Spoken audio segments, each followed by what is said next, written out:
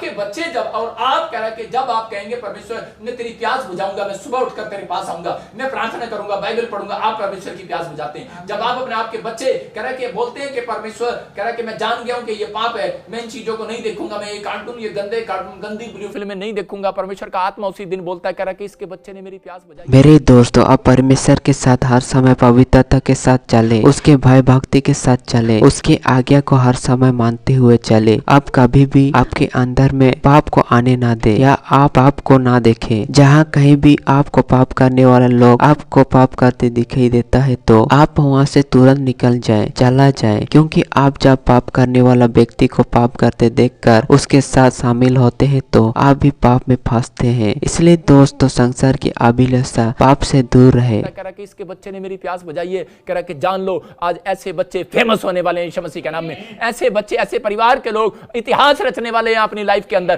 बेशक आप मुझे देख रहे नहीं देख रहे हैं, लेकिन आत्मा आपको देख रही है। बेशक आप हर संडे सोचते हैं कि शायद मैं पास्टर जी को चेहरा दिख रहा हूं, शायद मैं पास्टर जी को मैसेज कर रहा हूं, पास्टर जी मेरा मैसेज पढ़ेंगे, लेकिन मेरे पास टाइम नहीं है इतना आपके लिए मैसेज पढ़ने का। लेकिन मैं आपको बता रहा हूं कि मेरी आत्मा, मैं कह रहा हूं कि जो आत्माएं प्यासी हैं परमेश्वर तेरी, हर संडे हर वीरवार परमेश्वर तेरे वचन को, तेरे कलाम को सुनने के लिए आती हैं। तो परमेश्वर से मैंने सिर्फ एक रिक्वेस्ट की है, परमेश्वर ऐसे लोगों की प्यास बुझा दे आज यीशु मसीह नासरी के नाम में। आपकी प्यास कुछ भी हो आज बुझेगी, क्योंकि वो क्रूस पर आपकी प्यास बुझा कर गया, लेकिन मांगने वालों की प्यास बुझाने वाला है। याद रखना, कह रहा कि आप शरीर से देखते हैं, आप शक्ल से देखते हैं लोगों को, और तब लड़की पसंद करते हैं, अपने बच्चे का ब्याह करते हैं, लेकिन परमेश्वर का आत्मा आपको आत्मा से देखता है, आपको आत्मा से देखता है। मैं आपको कह रहा हूं कि आज अगर आपकी प्यास अब तक नहीं बुझी, आज परमेश्वर की प्यास बुझाना सीख जाओ, पवित्र आत्मा आपकी प्यास बुझाना सीख जाएगा। मैं कह रहा हूं आज हो सकता है आपके घर की प्यास हो, आपकी प्यास आपकी नौकरी हो, आपकी प्यास आपकी कार हो, आपको कार लेनी, आपको घर जाना, आपको आप बीमार हैं, आप चंगा चाहते हैं, अपने आप को चंगा होना चाहते हैं, बेड से खड़ा होना चाहते हैं, लेकिन आप अपने हाथों को उठाकर आज कहो परमेश्वर कि मैं आज से तेरी प्यास बुझाया करूंगा। पवित्र आत्मा तूने क्रूस पर जो बलिदान दिया मेरे लिए,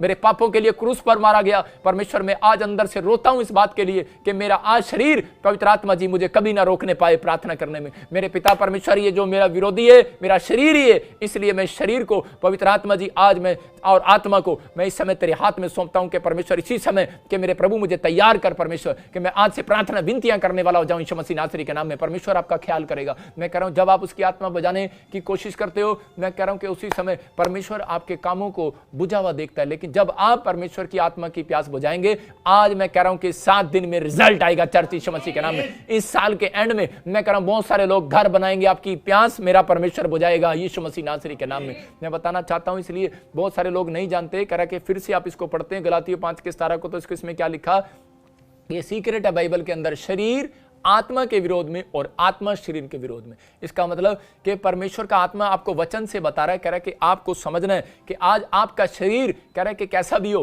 काला है, गोरा है, चाहे कैसा भी है, कि बीमार है, समस्या में है, लेकिन याद रखना कि अगर आपने आत्मा को बुझाया, आत्मा को बुझाया, अपनी आत्मा को निराश कर लिया कि परमेश्वर मेरे लिए कुछ नहीं कर सकता, तो मैं कह रहा हूं कि परमेश्वर कभी भी आपकी प्यास नहीं बुझाएगा। लेकिन अगर आपने अपनी आत्मा को तैयार कर लिया परमेश्वर के लिए कि परमेश्वर कि मैं सच में तुम मुझे कुछ दे ना दे, लेकिन मैं रोज तेरी प्यास बुझाया करूंगा। मैं कह रहा हूं ऐसे व्यक्ति टूंडे, लंगड़े, बहरे नहीं पैदा होंगे। अगर खानदान में कोई पैदा हो गया दोबारा नहीं होगा, याद रखना, ऐसा पैदा नहीं होगा। क्योंकि दाऊद ने अपने मंदिर के अंदर, कह रहा प्रभु के मंदिर के अंदर लंगड़े, टूंडे, बहरों को निकाल दिया। एक जगह मैं देख रहा था, परमेश्वर ये क्यों निकाल दिया इसने, और इस समय मतलब मुझे अच्छा नहीं लगा जब मैं इस वचन को पढ़ रहा था, तो उसी समय परमेश्वर ने मुझे भेद बताया। बोलता है, कह रहा कि वो इसलिए बताया उसने, कह रहा कि मुझे, कह रहा आलसी लोग नहीं चाहिए, मुझे कह रहा ऐसे लोग नहीं चाहिए, कह रहा कि मुझे तो ये लोग चाहिए, बेशक ये अंधे, लंगड़े, बहरे, टूंडे हो, लेकिन इस विश्वास के साथ आए कि इस धरती पर आप लंगड़े, बहरे, टूंडे हैं, लेकिन स्वर्ग में कोई टूंडा नहीं रहेगा। याद रखना, जब यहां से आत्मा जाएगी तो वो आत्मा टूंडी नहीं होगी, वो शरीर टूंडा नहीं होगा। मैं कह रहा हूं कि उस समय कह रहा कि परमेश्वर वही शरीर लगाएगा जो शरीर आपका, और वो शरीर के साथ ही आपको पहचान कराएगा कि तू ये देख, धरती पर तू ऐसा था,